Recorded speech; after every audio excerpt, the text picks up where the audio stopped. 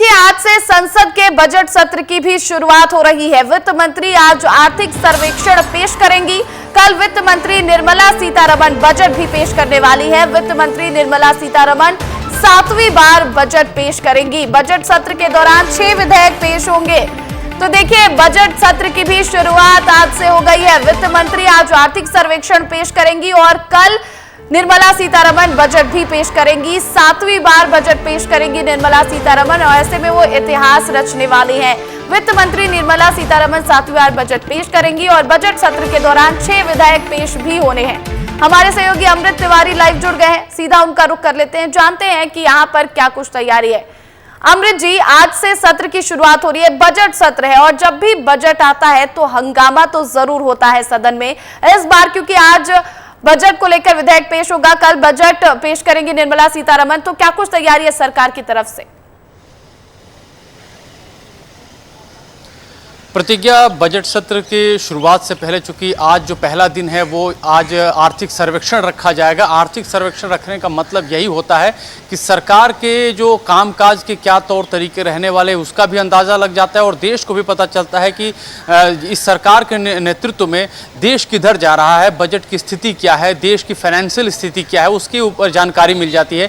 इसके बाद कल निर्मला सीतारमण जो है वो आम बजट पेश करेंगी। आम बजट जब पेश करेंगी तो मान के चलिए कि देश में दीर्घकालीन विकास को लेकर के क्या एजेंडा तय रखा जाने वाला है, इसके ऊपर जो है वो बजट में चीजें मेंशन की जाएंगी। आपको बता दें कि यह सारा जो बजट सत्र है वो 22 दिन का है, जिसमें जो बैठकें होंगी वो 19 हैं, यानी कि 19 दिन जो है संसद का कार्य चलेगा और इस दौरान जो है तमाम बजट के बिंदुओं पे चर्चा होगी। पक्ष और विपक्ष इस पे अपने जो सांसद है वो अपनी बातों को रखेंगे। साथ ही साथ इस दौरान ये जो अहम जो विधेयक हैं उन्हें भी पारित किया जाएगा। 6 अहम विधेयक है जिनको लेकर के जो है काफी हद तक सरकार सतर्क है, जिसमें बॉयलर बिल है, फाइनेंशियल बिल है, इनको पारित करने की कोशिश की जाएगी। खासतौर पे एक जो मुद्दा है वो है बैंकिंग क्षेत्र में संशोधन का, क्योंकि विपक्ष की तरफ से पहले ही आगाह कर दिया गया है, कांग्रेस की तरफ पे खासतौर पे, कि अगर बैंकों में सार्वजनिक क्षेत्र की भागीदारी जो है वो अगर 51% से कम होती है तो वो इसका प्रचंड रूप से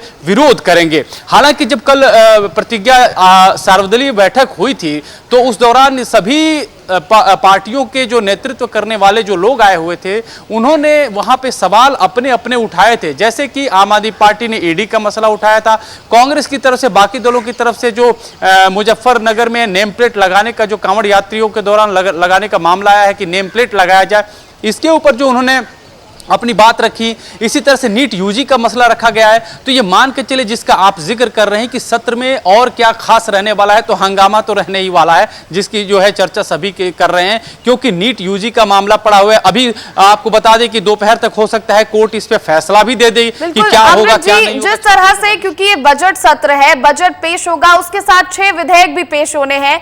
बीते दिनों हमने देखा जब सत्र हुआ तो सत्र के दौरान जमकर हंगामा हुआ था। इस बार क्या कुछ हो सकता है, कितना हंगामा हो सकता है, क्योंकि मुद्दे बहुत सारे हैं विपक्षी दलों के पास, जैसा बता रहे कि सर्वदलीय बैठक में भी उन्होंने मुद्दे रखे हैं, लेकिन बजट के बाद भी हंगामा और 6 विधेयक भी पेश होने वाले हैं, उसके बाद भी हंगामा हो सकता है।